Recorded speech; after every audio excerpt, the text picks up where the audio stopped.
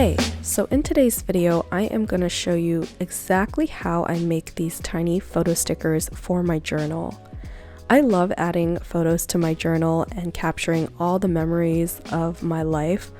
However, using regular photo paper adds a lot of bulk to my journals and it makes for a really unpleasant writing experience because of all the bumpiness. Don't get me wrong, I love a good chunky notebook. I think it looks really cool and I love fluffy pages, but for me personally, I wanted to reduce the amount of bulk in my pages. So I found a really good solution for that and I'd love to show you how.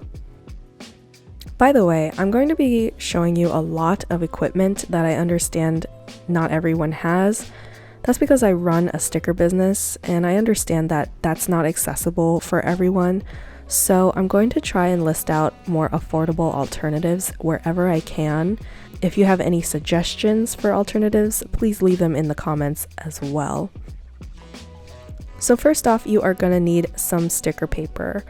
So mine is the Online Labels Weatherproof Gloss Inkjet sticker paper, and I use Online Labels for everything, including the sticker paper from my business. I like using the gloss sticker paper because I find that the image quality for photos turns out so much better on glossy paper. But if you're not fond of the gloss texture, there's also a weatherproof matte option, and just kind of like play around with the different options. As for my printer, I use a discontinued printer. This is the Canon Pixma Pro 100 and they no longer make it. Currently, the Canon Pixma Pro 200 is out, but I don't recommend that for the average consumer. I think the Canon G620 photo inkjet printer is way more affordable and better option out there, and that's because it is a good quality printer, which means the photos will come out really crisp and sharp and very high quality, but it doesn't use ink cartridges, which can be very expensive and you have to change them quite frequently. With the mega tank technology, you just take a large bottle of ink and put it into the tank. So I just continue to use the Canon Pixma Pro 100, but I really want to get the Canon G620 at a later time. Next, I take my photos and I format it to a certain size to get it ready for printing. So I take photos on my phone and I airdrop it over to my computer. And from there, I use Photoshop to format everything. Now, I know Photoshop is very expensive. Not everyone has a use for it. So I do have a free option coming up. But what I did here basically was just put 6 photos on my canvas and then I resized each one to about 1.25 inches by 2 inches, and I also gave them rounded corners. Now I'm not going to explain that process in depth, it's quite complicated, and that's because I made some free templates in Canva. You can just go to the links in my description and upload your photos to Canva, drag your picture over mine to replace it, and it's way easier to use. Plus it's free. So you can just save those from there and then you're ready to print.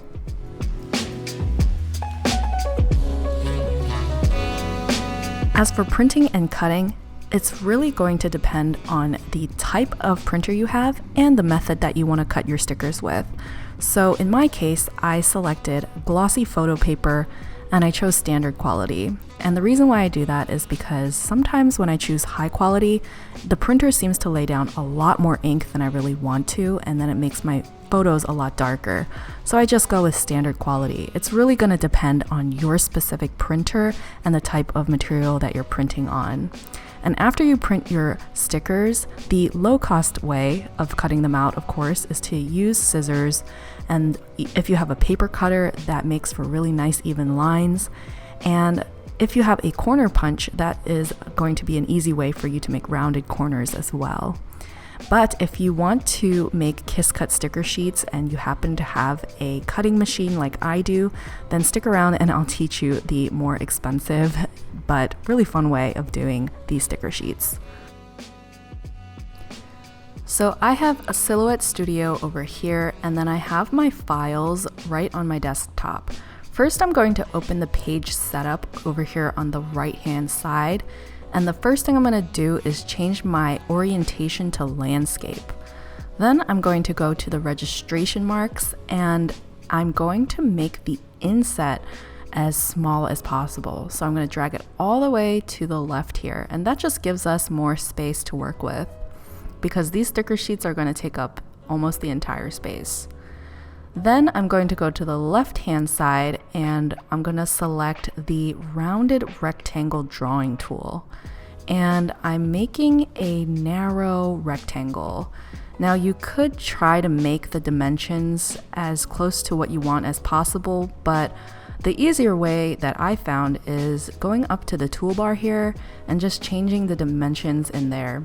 So I uncheck the lock symbol there, and that just unlocks the ratio, and I'm gonna make it 3.25 by 7.25 inches.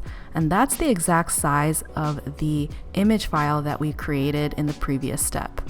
So I'm just going to select the arrow tool here and move that over to the left as far as I can. And I'm gonna change the color of this box to purple, and I'll explain why in a little bit. So then I'm gonna take my very first file and drag it into that box, and it's just gonna fill up the whole area of that box. Then it's time to make the cut lines for each individual photo. So I'm gonna select the rounded rectangle tool again, and then I'm going to just make a rounded rectangle kind of a little bit smaller than my actual photo, and that way it doesn't cut out a border. And you can totally get creative with this and make it your own. You can put, maybe a tiny little border. I think that would look really nice as well. So I'm gonna zoom in here so I can see what I'm doing, and I'm gonna very carefully select that first box that I made, and I'm gonna copy and paste that cut line so that I have the exact same one for each one of my photos. And I'm gonna do that for all of the photos. And as you can see here, it's a little tricky to click because you have to click very precisely on that line in order to move it. So I'm gonna go ahead and do that for the rest of these on this sheet. And to make it even easier, I like to just select two of them, copy and paste those, and then now I can just place two at the same time. And then for the rest of the sticker sheets, I'm actually going to select the entire sticker sheet that I've formatted here and then copy and paste it twice in order to get 3 sticker sheets on my page. So I'm going to place this one in the center and then this one on the right. And then all you got to do, let me move it over a little bit so that it can fit within the red line there. And that's just going to allow your cutting machine to cut within those lines. And then I'm going to drag over the other 2 image files into the round rectangle. And that's going to replace that image with the ones that I want. And now I have my cut lines all laid out and ready to send through my cutting machine. So I'm going to move out of the design tab into the send tab. And I'm going to select the correct cutting machine that I want to connect to. So I'm going to use the Cameo 4 for this. And if you have only one cutting machine, then that's probably going to be the default one that pops up. So it's going to connect, and I'm going to assume that you've already set your machine up. This isn't a tutorial about that. And then I'm going to click line over here. And this is why I chose 2 different colors, because I want to assign a different cut setting for each color. I want the red one to be a kiss cut setting, and then I want the purple one to be a cut through setting. And I already have those cut settings defined for the type of sticker paper that I use. And Online Labels actually provides cut settings for popular machines, so you can definitely go to there. But I'm going to go ahead and leave you some screenshots of the exact cut settings. Now this is going to depend entirely on your cutting machine, the blade, the cutting mat even, and of course the sticker paper material that you choose. Now it's finally time to cut these stickers out. So I'm just taking my sticker sheet and I'm going to line it up at the very top left corner. making sure that it's even and that it's tacked down nicely so that it doesn't shift around while it's in the cutting machine. And then I just line it up at the line and then press the up arrow to load it. I'm gonna head over to my computer and press send. And once I do that, the cutting machine should start reading the registration marks. I make sure there's plenty of lighting by opening up my curtains, and if it's too dark outside, I'll even turn on my phone flashlight in order to give the machine enough light to read the registration marks. So from here, it's just going to do its thing and cut out all of the photos.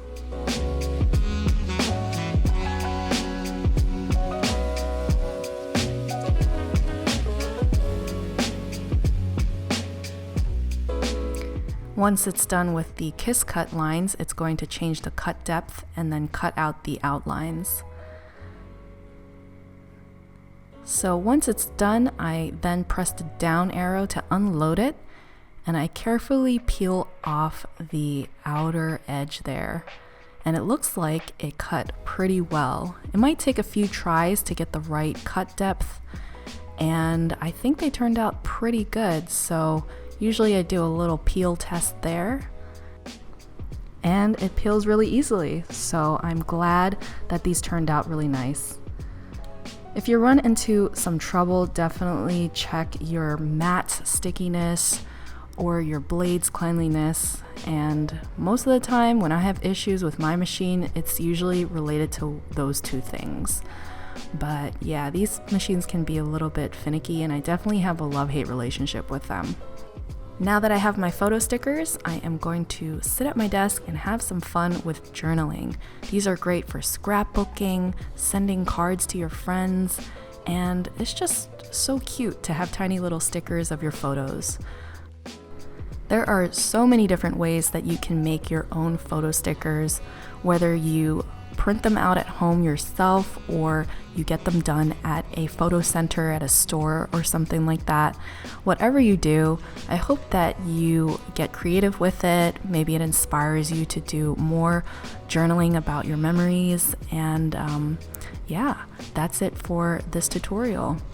I hope it was helpful. I get a lot of questions about this whenever I show the type of journaling that I do. And if you liked this video, be sure to give it a thumbs up and follow along if you want to see more journaling content. All right, take care.